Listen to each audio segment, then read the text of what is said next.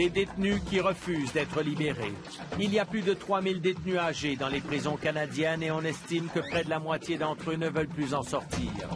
Ils ont passé leur vie en prison, la plupart sont malades ou trop vieux pour avoir un emploi. Leurs conditions seraient plus difficiles à l'extérieur. Que faire avec eux? Roméo Filion, lui, est heureux d'être libre. Après avoir clamé son innocence pendant 31 ans, il a obtenu une libération conditionnelle en attendant que son cas soit revu.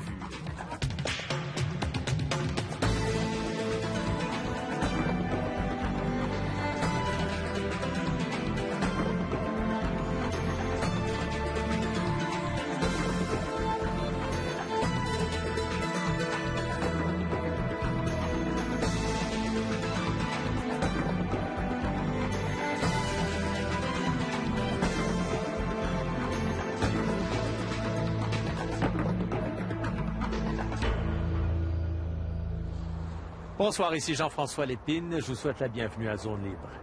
Quand Pierre Elliott Trudeau a aboli la peine de mort au Canada en 1976, c'était une décision dont les Canadiens pouvaient être fiers. Mais ce qu'on ne savait pas à l'époque, c'est qu'en ce faisant, on allait créer un autre problème, la surpopulation des vieux détenus dans nos prisons. Aujourd'hui, les détenus âgés de 50 ans et plus représentent 16% de la population carcérale. Des gens qui, pour la plupart, sont condamnés à perpétuité et qui vont coûter de plus en plus cher à l'État parce qu'ils auront de plus en plus besoin de soins. Un problème qui inquiète les autorités carcérales, d'autant plus qu'une majorité de ces détenus âgés qui auraient droit à une libération conditionnelle refusent de sortir parce qu'ils ne veulent pas affronter l'insécurité de la vie à l'extérieur. Christina Von Latke et Anne Panasok nous présentent ce soir certains de ces détenus âgés.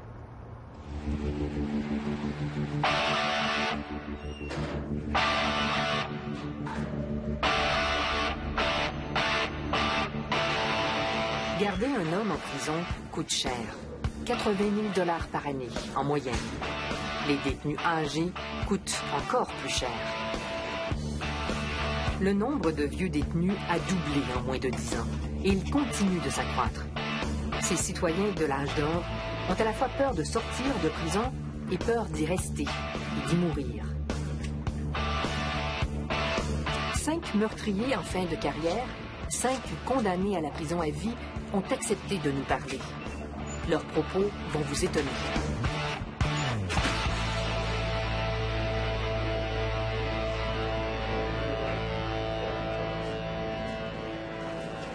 Alcide est le doyen de ce pénitencier à sécurité moyenne.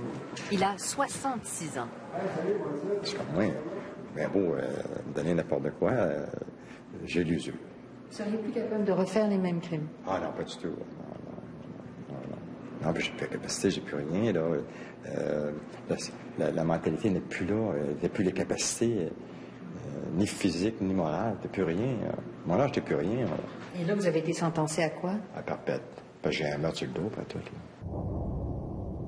Une sentence d'emprisonnement à perpétuité, sans libération conditionnelle avant 25 ans, condamne les détenus à vieillir en prison.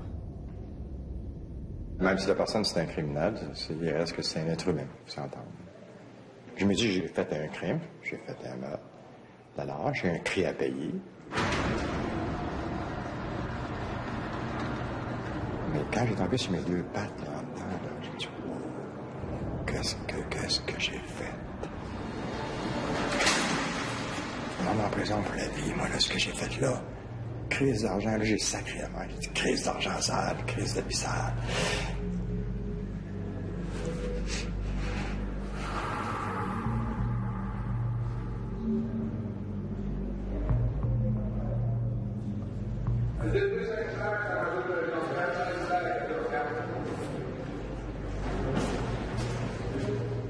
Après, je me suis dit, bon,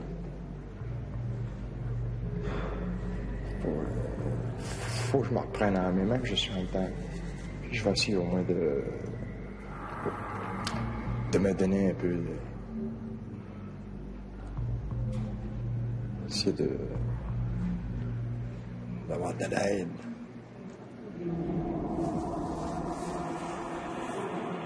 Mais là, si vous sortez 92, 25 ans à faire, vous allez avoir quel âge lorsque vous allez sortir?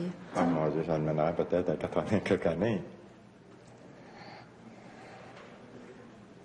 que vous y pensez des fois?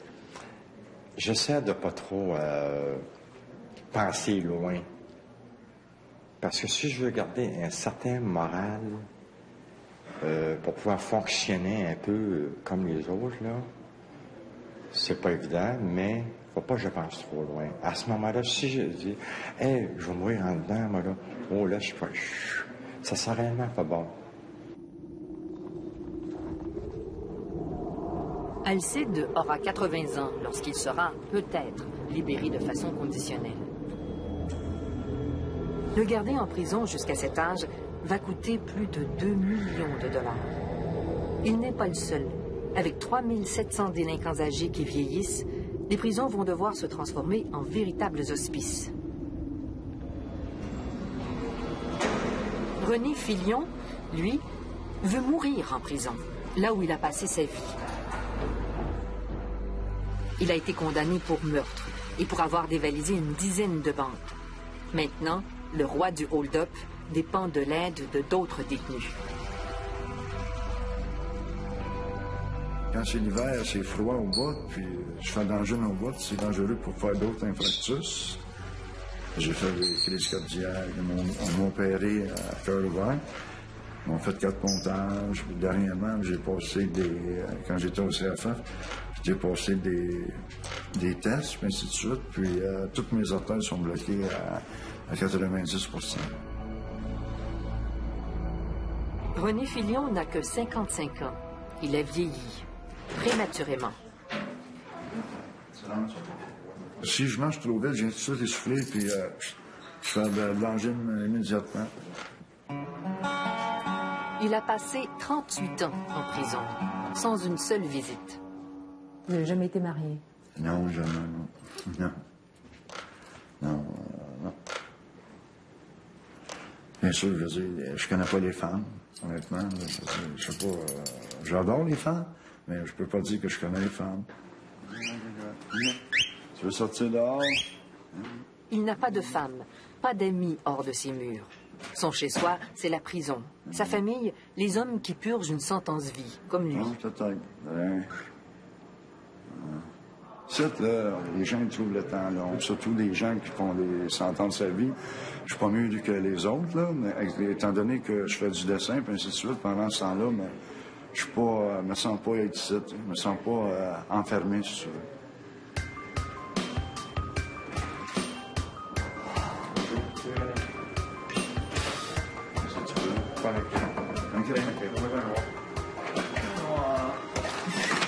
Voilà. Au dépanneur, pour les détenus, l'argent est virtuel.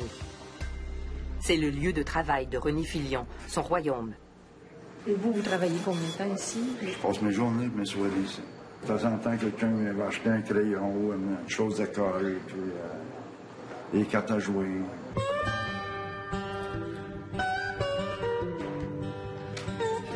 Avec les profits du dépanneur, les détenus ont meublé un salon et se sont abonnés à Super Écran. C'est pour les sentencés à vie, pour ceux qui passent leur vie ici. Les 10 dernières années, si tu préfères, là, puis aux nouvelles, bien, si tu le jeune a tué son père, sa mère, hop, 7 ans. 5 ans, tu sais, moi, j'ai pris 2 vies. 2 sentences à vie pour avoir tué ses parents. Il avait 18 ans. Moi, j'ai tué mes parents, OK? Puis, père et mère, je veux dire, puis à la fin, c'est sûr que je l'ai accepté. C'est sûr que j'aurais pas dû faire ça, là, mais quand c'est fait, c'est fait. Tu comprends-tu? Je me suis arrangé pour essayer d'effacer dans mes pensées cette chose-là. Puis, je regrette pas.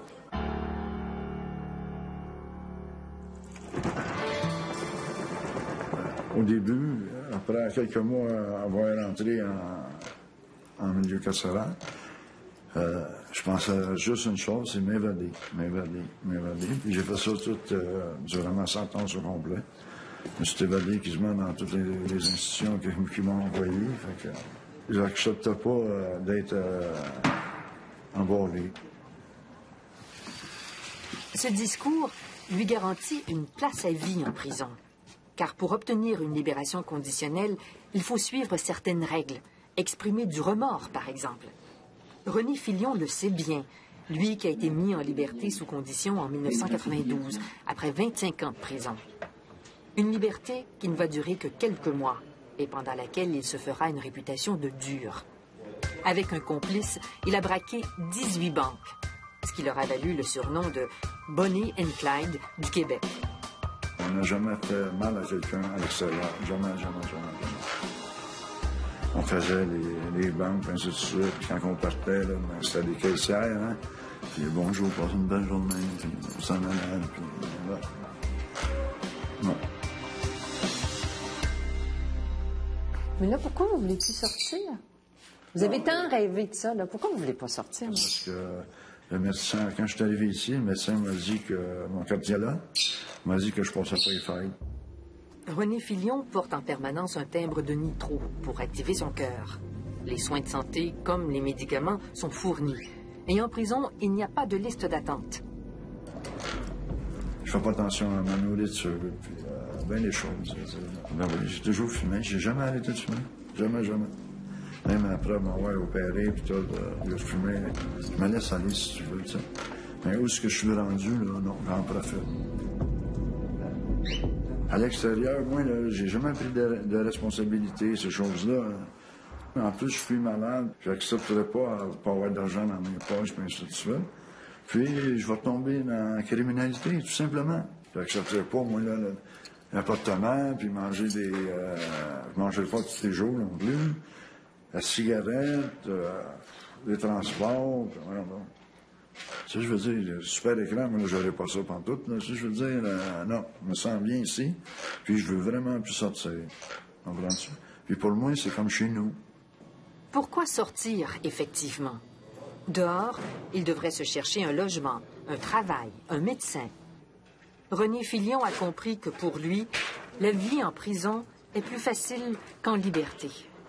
Moi, là, je vais mourir ici, comprends-tu? Puis même s'ils veulent m'envoyer ailleurs, tout ça, je vais rester ici. Le staff, si tu veux, là, mon CX1 ou mon classement, puis ainsi de suite, je les respecte, là, mais je leur ai dit, par exemple. Mon classement, j'ai dit, écoute, fais un X, là, moi, je ne veux plus jamais sortir. Oublie ça, les programmes, ces choses-là, là. Je dis, moi, je vous assurerai pas, mais achetez-moi pas. Moi, là, je dis de quoi, mais quand je vais mourir, il me mettra dans un sac à vidange, je m'en calisse. Quand je vais m'en aller, là, ben, je vais être vraiment content. Ouais.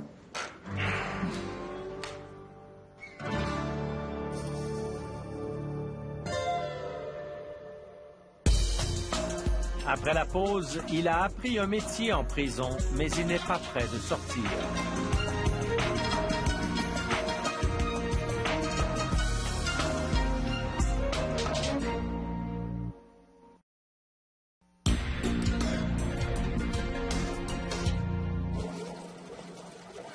René Filion n'est pas le seul à avoir cette stratégie de rester en prison jusqu'à la mort. Plus de la moitié des vieux détenus ne veulent plus sortir de prison, bien qu'ils soient admissibles à une libération conditionnelle. Qu'est-ce que vous pensez de ça, quelqu'un qui veut mourir en prison? Ça me fait penser à quelqu'un qui... il y a des gens qui me disent des fois qu'ils poignent des sentences de vie, puis ils me disent à moi, je suis pas capable de me tuer, mais j'aimerais donc ça que la peine de mort existe. Des fois, il y a des gens qui me disent ça quand ils rentrent en prison. Pas tous. Richard Desrosiers a vécu le difficile passage de la prison à la vie normale. Il a été condamné pour vol, kidnapping, évasion. En une seule semaine, il a commis 45 vols à main armée. Moi, j'ai eu 24 ans de sentence, j'ai fait 18 ans de prison. J'ai été dans 2 universités. J'ai été à l'Université du crime, de la souffrance et de la drogue, et maintenant, je suis rendu à l'Université des valeurs. L'ancien braqueur de banque, maintenant repenti, travaille auprès des condamnés à vie, avant et après leur libération conditionnelle. Quand tu as été pratiquement toute ta vie institutionnalisé dans une institution où tu as le rouleau de papier de toilette, moi, là, quand j'étais en prison, je prenais du rouleau de papier de toilette. C'est que je le prenais là et je le roulais jusqu'ici. À cette heure, je fais attention. Tu sais, j'en prends juste des tu sais, je ne prendrais pas tout le papier. Tu sais, puis le manger, puis ça, tout est fourni en prison. Fait que quand tu sors à l'extérieur, c'est pas fourni, ça. Fait qu'autrement dit, il faut que tu gagnes ta vie. Fait que il faut que tu demandes de l'aide pour justement t'adapter à tout ça. Moi, en tout cas, c'était mon cas. S'adapter à la vie en société est une mission impossible, sans aide. Et puis, ça a pris, pendant les 4 premiers mois en thérapie, j'avais beaucoup de difficultés parce qu'il me disait, tu sais, Richard, il faudrait que tu commences dans le bas de l'échelle. Il faudrait que tu commences peut-être à t'habituer à gagner le salaire minimum. Puis, on était 6 dans cette thérapie-là. J'ai dit, ben voyons donc, le salaire minimum. Ça me prend 2000 par semaine. J'ai dit, ça me prend 2000 par semaine. Je suis pas un fou, j'arrête le crime. Ça me prend 2000 par semaine. Je connaissais pas la valeur de l'argent du tout. Puis là, je m'astinais avec eux aussi en thérapie. Et après toute ma thérapie, j'ai dit, ouais, c'est vrai, il faut que je commence dans le bas de l'échelle. J'ai compris. Je n'aurais pas compris, puis j'aurais voulu gagner 2000 par semaine. Je serais encore en prison, ou je ne serais plus ici. Je ne serais même pas ici aujourd'hui. Le premier job que j'ai eu, laveur de vaisselle. Fait que j'ai fait laminer mon premier chèque de paye. C'est pour une semaine de travail ou 2 semaines. Fait que j'ai gagné 256$ pour 2 semaines. Fait que ça faisait la première fois que j'allais déposer à la banque à la place de retirer. La visite se fait rare pour un détenu emprisonné depuis longtemps. Après 20 ans, 30 ans d'isolement, qui peut alors les aider à réintégrer la société? Des bénévoles qui iraient les voir, qui sortiraient avec eux. C'est ça qu'il faut faire avec eux, les accompagner comme ça, mais tout le temps. Tu sais, dans des maisons de transition, ils font ça. Après ça, les gars s'en vont dehors, puis c'est fini. Là, ils sont suivis par quelqu'un une fois par 2-3 semaines, une fois par 2 semaines, une fois par semaine, tout dépendant. Mais eux, il faudrait que toute leur vie après ça soit suivie à l'extérieur. Solange et Claude font la tournée des prisons pour rencontrer les détenus âgés. Je suis déjà sorti, ça fait que je sais l'expérience, je la connais. J'ai été assez stressé, je pense que j'ai été 6 semaines sans sortir de la maison. Parce que j'étais sûr qu'il était pour arriver quelque chose que je m'embarquerais et que je me retrouverais en dedans. Fait que j'osais pas trop bouger. Comme j'ai tendance à dire à certains des fois, c'est la jungle dehors, là. Pour les détenus qui voudraient sortir, plus longtemps ils sont incarcérés, plus il leur est difficile de convaincre la prison qu'ils peuvent s'adapter à la vie hors des murs. C'est le cas de Jacques Simoneau. Salut Claude. Ah oui, centre fédéral. Jacques Simoneau purge une sentence d'emprisonnement à vie pour meurtre. Il a fait 26 ans de prison d'un trait. Il a aujourd'hui 50 ans. Bon, ta sentence, toi, ça, au départ, c'était quoi? 20. Je suis rentré, j'avais même pas de barbe dans la barbe. Regarde, elle est rendue blanche, que ça donne une idée comment ça fait 2 semaines que je suis là-dessus. Là, c'est, je sais pas, c'est pour ça que je dis. Selon les recherches, tu vieillis plus vite en prison qu'à l'extérieur.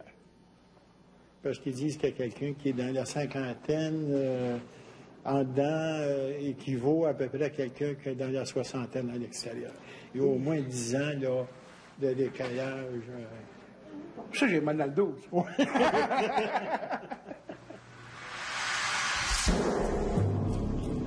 Je suis plus vieux que le 3/4 des gars en prison, en tout cas. Ah, bonjour, ça va? Mais là, vous êtes en prison depuis combien de temps? Ça va, je commence ma 26e année. Seul. 26 ans sans sortir? Sans sortir. Sans sortir du tout? Non, ben, j'ai eu deux absences temporaires pour aller au salon funéraire. Ben, c'est l'affaire d'une demi-heure à 1 heure. C'est pas une sortie, ça. C'est escorté, enchaîné, tout. Je veux faire mes preuves. On a su, dehors. Puis la vie de prison, je suis tanné de ça. Je suis écœuré. C'est pas de vie, ça. C'est toutefois en prison qu'il a appris la pâtisserie, son premier vrai job de toute sa vie. La pâtisserie, c'est un tape-œil. Donc, plus que tu es capable de taper l'œil, ben, plus que ça pogne, tu sais. J'aime ça. C'est l'affaire que j'aime le plus. Depuis que je suis en dedans, c'est ça que j'aime le plus. Jacques Simoneau pouvait être libéré sous condition après 20 ans d'emprisonnement. Il ne l'a pas été. La libération conditionnelle, ce n'est pas un droit, mais un privilège pour lequel il faut montrer patte blanche. Mais j'ai été mélangé dans beaucoup de gamets. Jusqu'à la vente de drogue? Ah, plus que ça. Puis depuis ce temps-là, ben, il n'y a rien qui avance parce que il y a tout le feedback d'en arrière. Tu sais, c'est un trafiquant, c'est un gars qui rentre de la drogue, c'est un gars qui est mélangé là-dedans. Ben, il n'a pas lâché, là. Il est plus sournois. C'est ça qu'ils disent tout le temps. Wow, on doit sur moi jusqu'à temps que je crève. Jacques Simoneau doit prouver qu'il a changé s'il veut sortir de prison. Votre agent de classement, il vous demande de faire quoi pour que vous puissiez sortir en maison de transition? Bien, il y a beaucoup de choses qui me demandent. Il me demande de me ramasser sur un programme qu'il y a dans Spencer. Il y a un programme ça, qui dit c'est non-consommation, puis c'est touché. Tu sais, c'est... On lui demande d'être suivi et testé régulièrement pour consommation de drogue. Ça se trouve dans un pavillon indépendant du notre site. Il faudrait que j'aille le passer 6 mois-là minimum pour prouver que j'ai changé. Mais pourquoi pas le faire? C'est ça qui vous amènerait à pouvoir sortir un jour? Dans ma tête à moi, je plie. Peut-être voulez-vous pas sortir? Au contraire, je veux sortir. Je veux vraiment sortir. Mais sauf que je veux sortir avec mon plan de sortie. Cette façon d'agir élimine pourtant toutes ses chances de sortie. Est-ce une mesure dilatoire pour retarder sa libération, sans avoir à s'avouer sa peur de sortir, sans perdre la face? Si jamais je peux mettre des pieds noirs, je vais aller sur le Sucrerie du Québec. Je vais aller chez mon diplôme là-dedans, un chocolatier pâtisserie. En partant, j'ai déjà une base en partant pour... j'ai peut-être plus d'avantages qu'un autre parce que oui, j'ai déjà la base. La seule affaire qui me manquerait, c'est la technique pour la décoration, la finition, toute la... Mais ça, on l'a pas, ça. En prison, t'as pas ça. Un petit forêt noire de prison. Avant de cuisiner une vraie forêt noire, Jacques Simoneau doit prouver qu'il a changé. Il a demandé à sortir une journée de temps à autre, avec escorte. Cela vient de lui être refusé. Après 26 ans en prison, il n'a plus d'amis, ni de parents qui veulent le revoir. Après la pause, il a passé 39 ans en prison. Comment va-t-il pouvoir s'adapter à la vraie vie en liberté?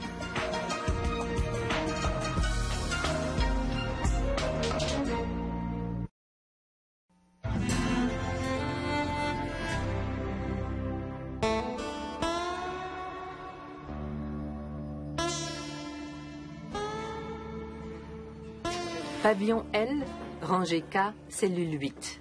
C'est le petit monde de Jacques Tourigny. Un monde qu'il n'arrive pas à quitter. Il lui reste à prouver qu'il est capable de s'intégrer à la société. Jacques Tourigny a maintenant 62 ans. Il a fait 26 ans de prison pour meurtre. Lors d'un vol par effraction, Jacques Tourigny et son complice ont tué 5 personnes. C'était des vols, vous dites? Dans des résidences ou dans des commerces, dans des résidences? Qu'est-ce qui s'est passé, Yannick? On a le tourné.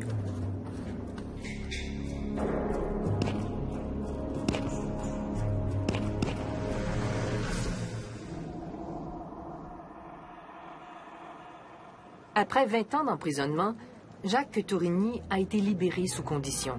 Mais il gaspille cette chance. Au lieu de rester à la maison de transition, il part pour les États-Unis. C'est un bris de condition. Retrouvé, il est remis en prison. C'était il y a 6 ans. Mais là, ça peut continuer comme ça à combien de temps? Ben là, ça peut pas durer comme ça parce que il y a tout ce qu'il faut pour sortir. Non, mais je peux dire. Jacques Tourigny réclame une nouvelle chance. Entre-temps, il se plaint de tout. Des conditions d'hébergement, des délais pour être opérés, de l'absence de programme de réinsertion pour les détenus âgés. Il est vrai que les détenus âgés sont les oubliés du service correctionnel. Le dossier dans j'ai une plainte en marche là, qui n'est pas finie encore. C'est un papier, mais ça, c'est pas fini. C'est pour ça qu'ils me trouvent désagréable. Attention, le voyage de Bussy-Chilcard débute dans 5 minutes. Les vieux détenus obtiennent rarement une libération conditionnelle à cause de leur manque de savoir-vivre en société et non parce qu'ils sont dangereux. Mais il n'y a rien pour vous ici que vous pourriez aller chercher au centre? Ben là, je fais de l'informatique. Quand je peux, là, j'ai un petit ordinateur de bas de gamme, là. Fait que je fais du dessin, là. Je fais du dessin sur ordinateur, des vieux logiciels. On se débrouille comme on peut. Dans cette confrontation-là avec le système, ça peut durer longtemps. Est-ce que vous vous voyez vieillir ici, en prison? Oui, mais je ne sais pas. J'ai raison. J'ai raison, puis quand j'ai raison, au bout de la ligne, je devrais gagner, là, tu sais. Pour gagner une autre liberté sous condition, Jacques Tourigny doit prouver qu'il aura un travail et un lieu où aller vivre. Il a trouvé une femme qui veut bien l'héberger, même s'ils ne se sont jamais vus en tête-à-tête. Pas eu l'occasion encore. Pas eu l'occasion. Vous l'avez rencontré comment? Les petites annonces. Où? Dans le Bel Âge. La revue Bel Âge. Oui. C'est sûr, je la connais depuis une couple d'années au moins. Là.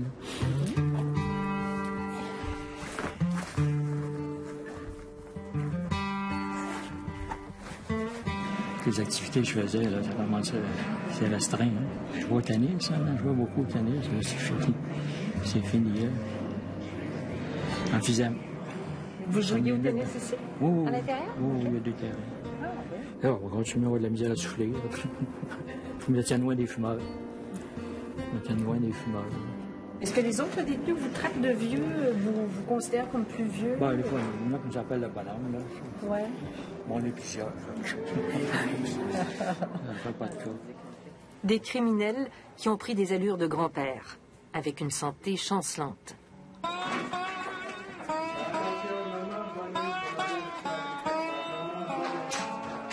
Plus que la personne est âgée, plus que c'est épais. Un détenu âgé coûte cher, 3 fois plus cher qu'un détenu plus jeune, à cause des soins de santé. La pression, parce qu'elle est encore hausse. Ça se peut qu'on ait à réajuster au niveau de médication. En plus de souffrir d'emphysème, Jacques Tourigny a déjà fait un infarctus. Et il a été opéré pour un glaucome aux 2 yeux. À chaque fois, il a été hospitalisé sous haute garde. Ah, elle est assez élevée. Le chiffre, vous voulez que je le dise? C'était 180 sur 110. Hein? Elle est très, très, très haute. Hein? Très haute.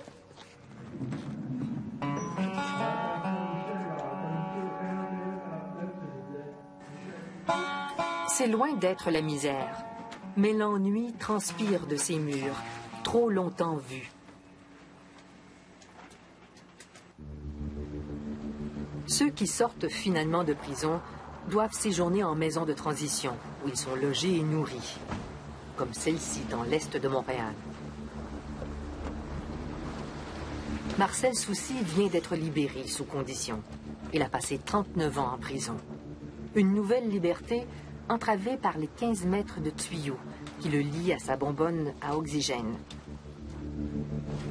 Une liberté sous contrôle aussi, où chaque déplacement est surveillé. C'est très difficile, très dur. L'encadrement, très encadré médicalement, plus la commission qui sont encore plus serrées. Mais là, vous avez quel âge, M. Soucy? Je suis rendu à 64. Même hypothéqué, c'est pour lui une deuxième vie. Marcel Soucy avait été condamné à la peine de mort lorsqu'il a été trouvé coupable d'un meurtre. Il ne savait ni lire ni écrire. Dans ce temps-là, il y avait la part des langues. Comprenez-vous? Il y avait la part dans les langues, puis qu'on remettait à coup de 5 ans. Ah, ils ont fait changer les sentences à ce moment-là. Vous aviez été condamné à mort? Oui. Oui. La peine de mort n'a été abolie qu'en 1976. Marcel Soucy est de la première génération d'hommes dont la peine de mort a été commuée en prison à vie. Un choix de société, ce qui entraîne que des détenus vieillissent et meurent en prison. Mais combien de temps vous avez fait en prison? Je ne peux pas vous dire. Je pense que c'était 28 ans avant de sortir. Ouais. 28 ans continu avant de sortir. Ouais. C'était en 1990. Marcel Soucy avait 51 ans lorsqu'il a été libéré sous condition une première fois. Un choc. Le Montréal dont il avait souvenir n'existait plus. Avez-vous trouvé que les choses avaient changé quand vous êtes sorti? Le palais de justice n'existait pas le montant. Ça a fait drôle la première fois quand j'ai embarqué dans le métro. Ben, je connaissais pas les signes. Ça avait rendu à l'autre bout des gens de bac. Mais moi, j'ai resté dedans. Je savais pas que j'étais rendu au bout de... Mais quand vous êtes rentré en prison, est-ce que c'était encore des tramways dans Montréal? Oui, à l'époque, dans les tramways, j'ai connu ça, les tramways-là. Ça m'a pris du temps à me placer. En 1990, Marcel Soucy ne s'est pas adapté à la vie en société. Il a repris le chemin de la prison pour bris de conditions. Ce n'est pas rare. un détenu sur 5 manque aux conditions de sa libération, sans commettre de nouveaux délits. Moi, après tant d'années, là, j'avais peur de sortir.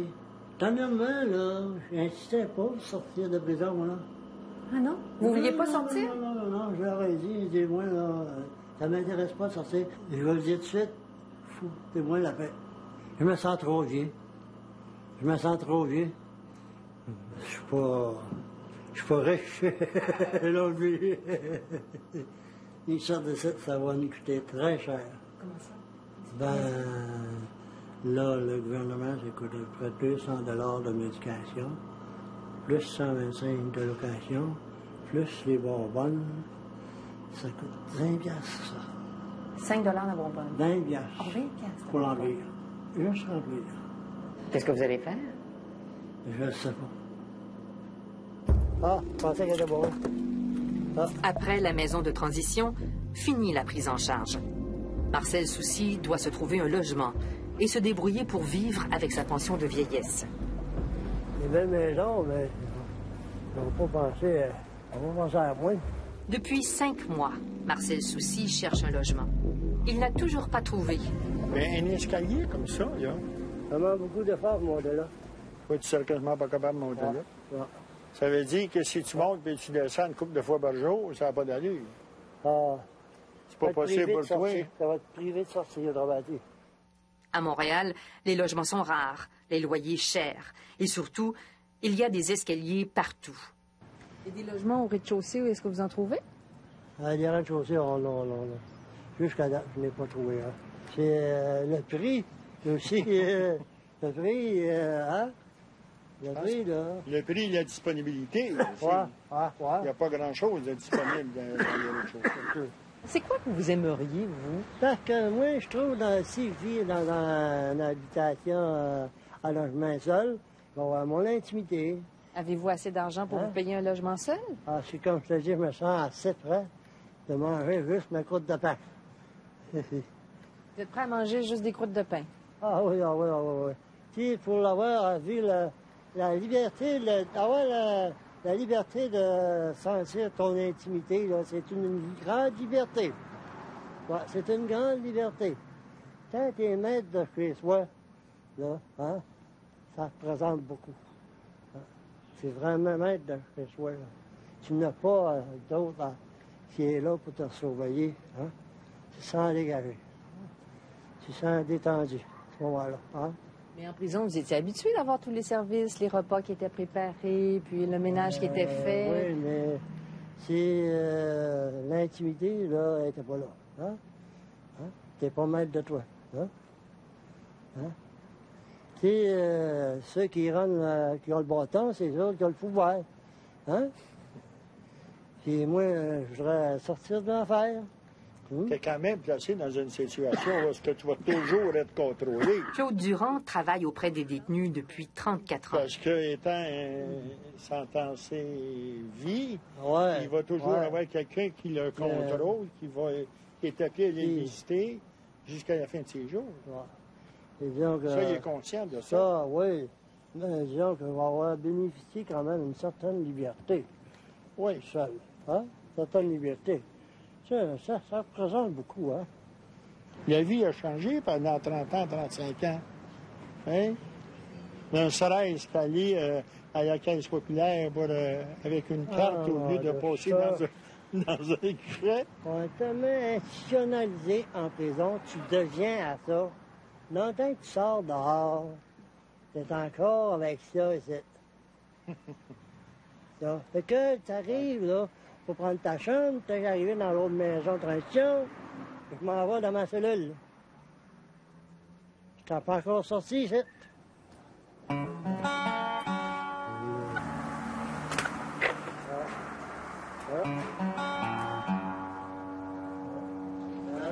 Ça, c'est le 4e. Vous avez le balcon, vous pouvez manger ici. L'autre possibilité, c'est la maison de retraite, où Marcel Soucy pourrait circuler en fauteuil roulant et recevoir des soins. S'il s'en va tout seul dans un logement, dans sa situation, avec ses problèmes de santé, c'est pas facile, c'est pas évident. Mais Marcel Soucy craint d'être surveillé. Dieu était là, totalement sourié, là, hein? On vient jusque-là, hein? Dans des centres comme ici, n'importe où à Montréal, c'est une maison, c'est pas une prison.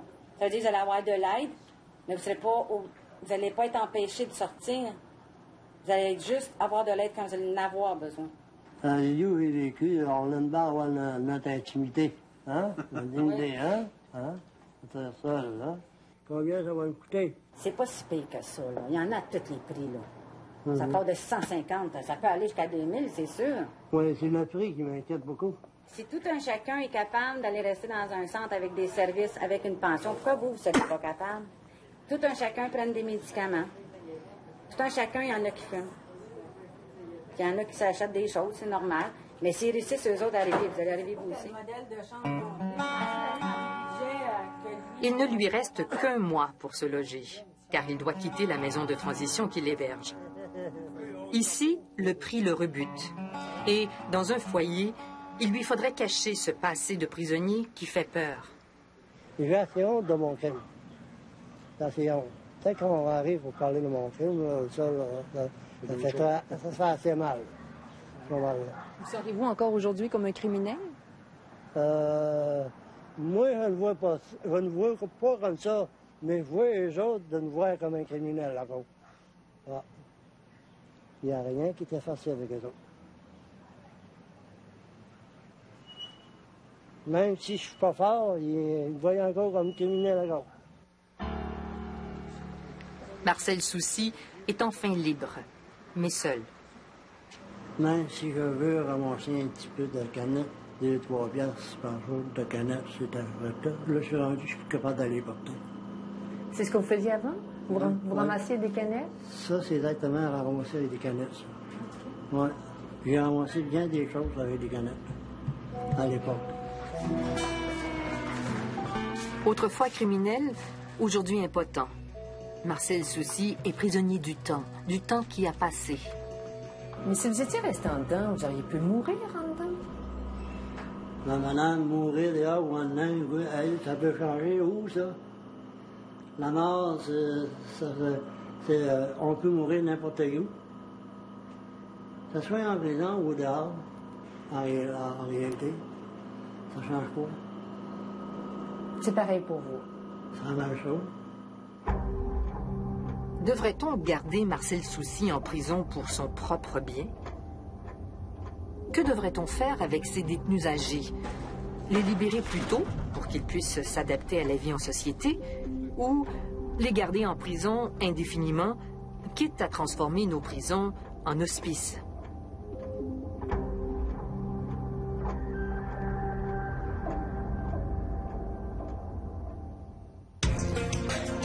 Après la pause, libéré sous caution, Roméo Filion affirme toujours qu'il a été victime d'une erreur judiciaire il y a 31 ans.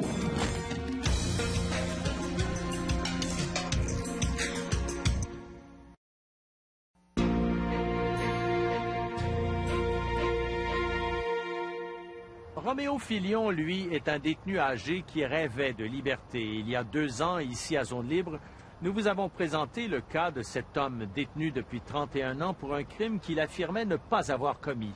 Un cas d'erreur judiciaire qui, en partie, grâce à notre reportage, est en voie maintenant d'être réexaminé. Entre-temps, Roméo Filion, lui, a obtenu ce qu'il voulait.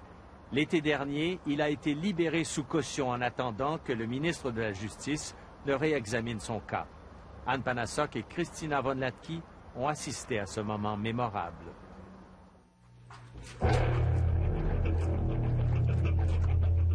Voilà un homme qui a été condamné à la prison à vie parce qu'il a avoué avoir commis un meurtre. Même s'il s'est immédiatement rétracté, même s'il avait un alibi qui le disculpait. Mais cet alibi n'a jamais été présenté en cours. Ça fait combien de temps que vous attendez de sortir de prison? 31 ans et demi.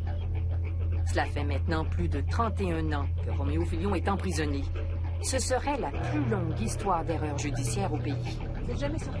Jamais. Première journée dehors? Première journée dehors. Oui. Comment vous Je suis pas dehors encore. Je suis pas dehors encore.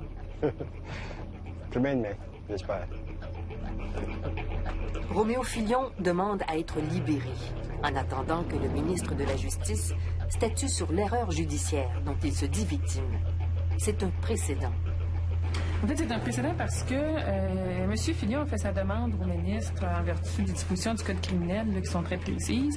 Et le Code criminel, dans le cadre de ces dispositions-là, ne prévoit pas que pendant que le ministre fait son enquête, il peut y avoir remise en liberté. James Lockyer est célèbre pour avoir défendu des victimes d'erreurs judiciaires. Aujourd'hui, il demande que Roméo Filion soit libéré sous caution, une première au Canada.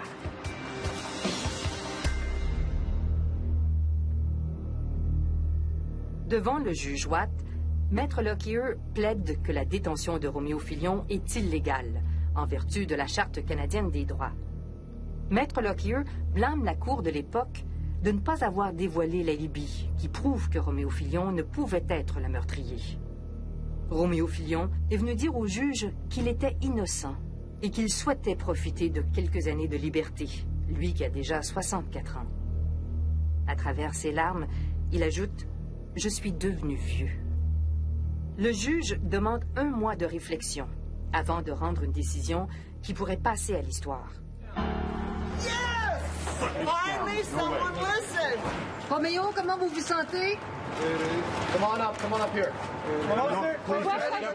Coup de théâtre, le juge Watt libère Roméo Filion sur le champ. What happened today? Can you describe what happened really today? Well, it was a very important decision. Romeo was released under circumstances that don't just affect his release, but could affect the release of other people who were convicted of crimes they didn't commit in the future as well. Mr. Filion, do you have any anger against the police and prosecutors in Ottawa who put you away almost so many years ago? No, I got to do this one thing at a time.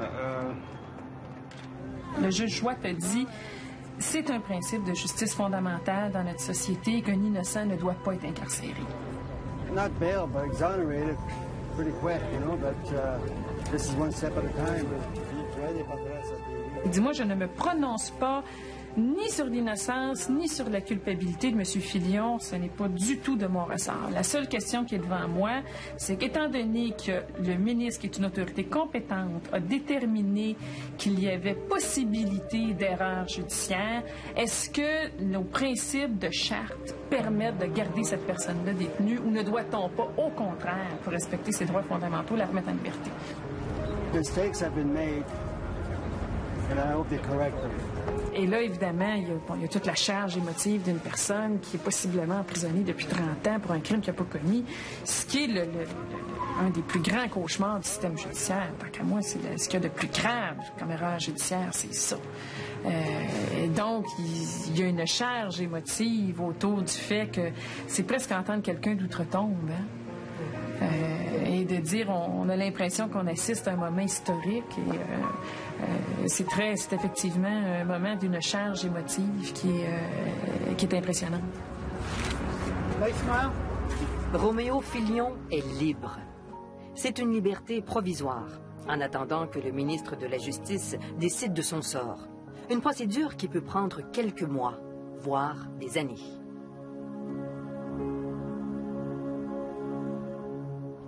Le cas de Roméo Filion n'est pas encore réglé, mais il a déjà fait jurisprudence. Un autre détenu qui se dit victime d'une erreur judiciaire, James Driscoll du Manitoba, vient d'obtenir une libération sous caution en attendant que le ministre de la Justice ne réexamine son dossier.